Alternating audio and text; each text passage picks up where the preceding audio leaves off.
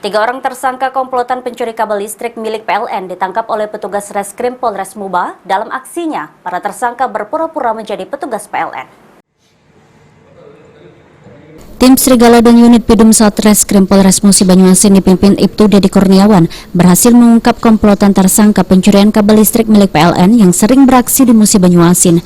Komplotan ini sendiri telah berulang kali melakukan aksinya sehingga menyebabkan banyak kerugian negara dan pelanggan PLN.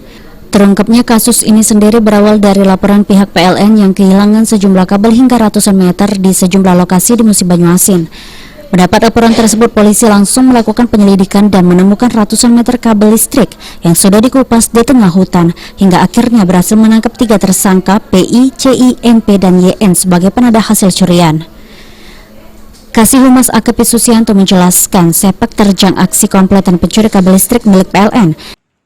Kabel ini seperti apa modus yang mereka lakukan tersangka ini?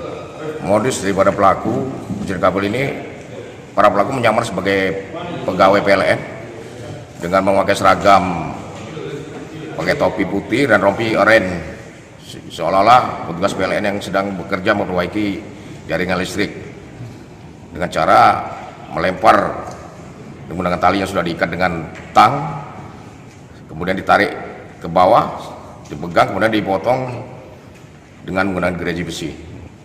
Untuk komplotan mereka ini berapa orang? Untuk pelaku yang terdata ada 4 orang, sedang tertangkap. Untuk pelaku pencuriannya ada 3 orang, yang satu masih DPO atas nama J, kemudian pelaku penadanya juga sudah diamankan atas nama Y. Akibat dari perbuatannya, ketiga tersangka dikenakan pasal 363 ayat 1 KUHP ancaman hukuman 7 tahun penjara dan pasal 480 KUHP ancaman hukuman 4 tahun penjara. Rozi Iskandar, PAL TV.